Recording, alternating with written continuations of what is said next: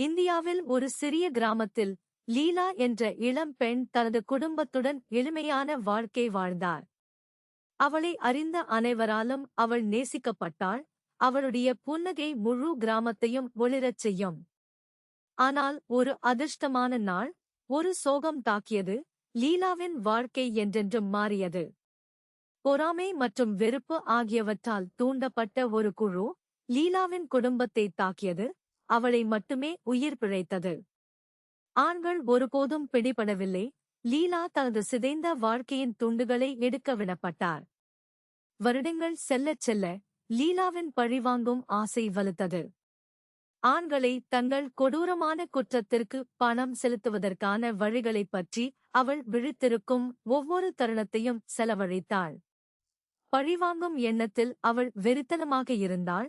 அது அவளுடைய ஒவ்வொரு எண்ணத்தையும் உட்கொண்டது. ஒரு காலத்தில் லீலாவை மகிழ்ச்சியான மற்றும் கவலையற்ற பெண்ணாக அறிந்த கிராம மக்கள் இப்போது அவளை அவளது முந்தைய சுயத்தின் நிழலாகவே பார்த்தார்கள். அவர்கள் அவளை அணுக முயன்றனர், அவளுடைய வாழ்க்கையைப் பற்றிக் கொண்ட இருளில் இருந்து அவளை மீட்டெடுக்க. ஆனால் லீலா அவர்களை தள்ளிவிட்டாள்.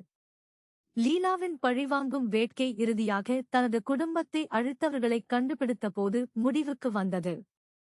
அவள் அவர்களை எதிர்கொண்டாள். கோபத்தில் அவள் பழிவாங்கினாள். ஆனால் அவள் மனிதர்களுக்கு மேல் நின்று அவள் செய்த அழிவைப் பார்க்கும்போது லீலா ஆழ்ந்த வெறுமையை உணர்ந்தாள். பழிவாங்கும் எண்ணம் தன்னை தின்றுவிட்டதை அவள் உணர்ந்தாள். அந்த செயலில் அவள் தன்னை இழந்தாள். லீலாவின் தேடலின் முடிவைக் காண திரண்டிருந்த கிராம மக்கள் லீலா உடைந்து போனதை துக்கத்தாலும் வருத்தத்தாலும் திகிலுடன் பார்த்தனர். அவள் அழுது கொண்டிருந்தபோது ஒரு அந்நியன் அவளை அணுகி கிசுகிசுத்தான். நான் உன் தந்தை. நான் இறந்து 10 வருடங்கள் ஆகிறது.